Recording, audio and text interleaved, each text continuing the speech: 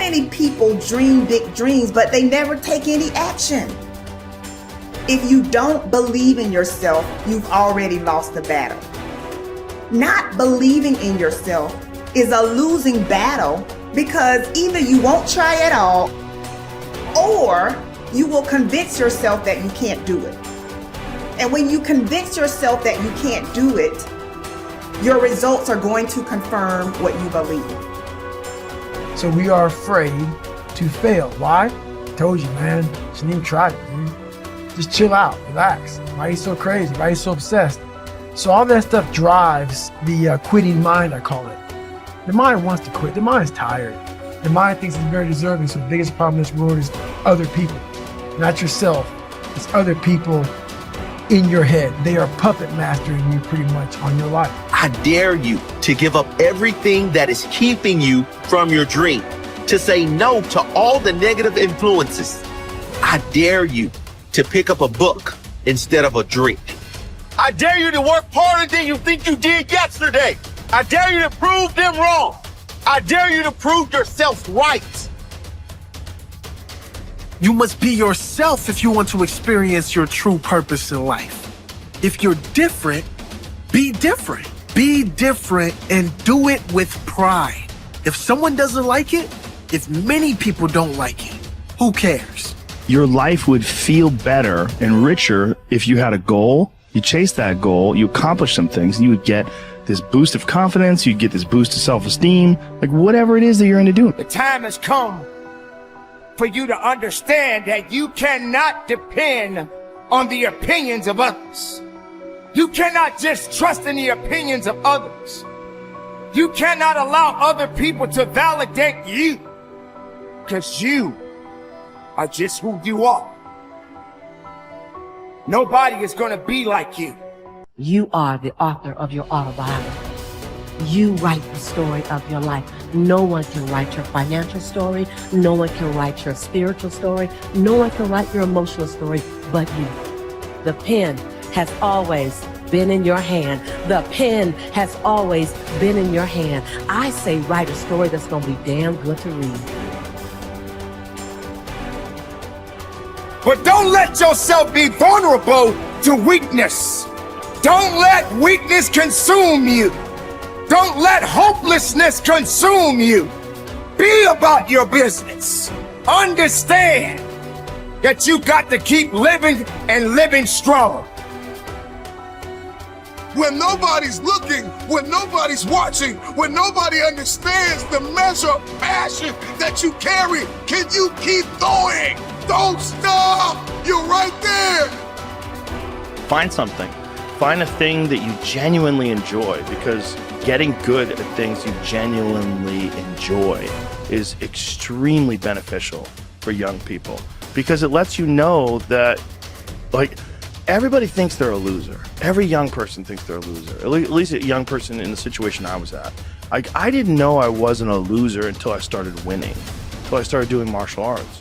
Martial arts taught me that, like, I could get better at stuff, that I wasn't really a loser. I just was someone who was, like, in a fucked up situation. But you could channel all that energy that you have as a young person into something and get better at it. And then all of a sudden people admired me. I was like, this is crazy. So I went from being someone who was incredibly insecure and basically a failure to someone who was really successful at this one thing that was very dangerous, that other people were scared of. And that gave me immense confidence and also a real understanding of the direct correlation between hard work and success. And kind of understanding that you're not a loser. Right. That there is a diamond in the rough. Yeah, and also an understanding that you can't listen to people. Because even my parents didn't want me to do martial arts. They didn't want me to fight. They didn't want me to do stand-up. There's like, you have to understand, like, who you are, and then in the face of other people's either criticism or, you know, lack of faith in your ability to succeed, you push through, and there's great benefit in that. And then you realize that you can kind of apply that to other things in life. You can apply that to critics, you can apply that to social media commentators, you can apply that to a lot of things. I don't think people are happy if they don't have puzzles and complex tasks and things that are interesting to them, whether it's an art project or whether it's learning something completely new like stand-up comedy. Like, doing things that are difficult is it's as much of a nourishment of the mind as food is a nourishment of the body. I think you need things that are puzzling to you, where you have to find your own human potential in the difficulty of the task and work your way through things. At least for me. For me, I mean, I can only speak for me because I'm the only life that I've ever lived that I'm aware of. And in my life, that has been 100% constant. I am a very happy person, and I have never had a moment where I'm not doing difficult. Yeah, ever. What I realized is, for me to become the man I wanted to become, I saw myself as the weakest person God ever created. But I never blamed God for anything he did to me. So I wanted to change that to be the hardest man ever created. Am I that? I don't know, but you had to have a goal. And my goal, when I was sitting there, not going to school, being bullied, having no self-esteem, my goal was the only person that's gonna turn this person around is me. The only way I can turn it around is put myself through the worst things possible a human being can ever endure.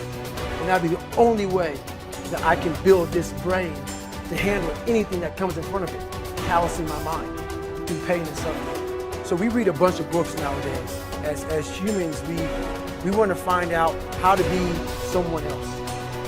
What we don't do is we don't go inside. So literally turn yourself inside out.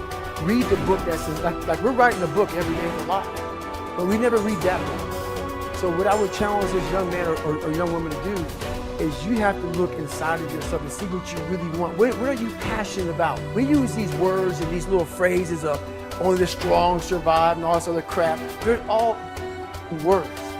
I get so tired of hearing people just talking. Like right now, someone may think Goggins is just talking. You don't know me. So when I speak from passion. I speak from experience. I speak from suffering. I have to tell this young man or woman that the only way I believe, this is just my experience in life, the only way you're ever going to get to the other side of this journey is you have got to suffer to grow. To grow, you must suffer. And some people will get it, some people won't. But they have to see what their journey is to start their journey. Several people live to be 100 years old. And they have great lives, and they have great kids. The kids go to college and all sorts of stuff. But somewhere in their life, there was a point where they had a decision to make. They can go left or right on this path. Left was the easy route. Right was the hard route. A lot of people take the easy route. And they had a good life that way, but the better life was going to the right side. And you may have 20 years of pain and suffering to get past it, but a lot of us die never truly starting our journey. And I would tell this young person, you gotta start your journey. It may suck, but it will come out the other side when you're coasting. Study the values you admire. You learn values by studying them closely. The law of concentration says that whatever you dwell upon grows and increases in your life. What this means is that when you study and read stories about men and women who demonstrated the kind of values that you admire and respect, and then think about those stories and that behavior, those values sink ever deeper into your mind. Once these values are programmed into your subconscious, they create a propensity within you to behave consistently with those values when the situation requires them. For example, in military training, soldiers are continually told stories of courage, obedience, discipline, and the importance of supporting their fellow soldiers. The more they hear these stories, discuss them, and think about them, the more likely they are to behave consistently with these values when they're under the pressure of actual combat. The core virtue of character is truth. Whenever you tell the truth, however inconvenient it may be at the time, you feel better about yourself and you earn the respect of the people around you. One of the highest accolades you can pay another person is to say that he or she always tells the truth. Emulate the people you most admire. Much of your character is determined by the people you most admire. both living and dead. Who are they? Looking over your life and history, make a list of the people whom you most admire, and next to their names, write out the virtues or values that they most represent to you. If you could spend an afternoon with anyone, living or dead, what one person would you choose? Why would you choose that person? What would you talk about during your afternoon together? What questions would you ask, or what would you want to learn? Consider this as well. Why would that person want to spend an afternoon with you? What are the virtues and values that you have developed that make you a valuable and interesting person? What makes you special? Practice the values you respect. You develop values by practicing them whenever they are called for.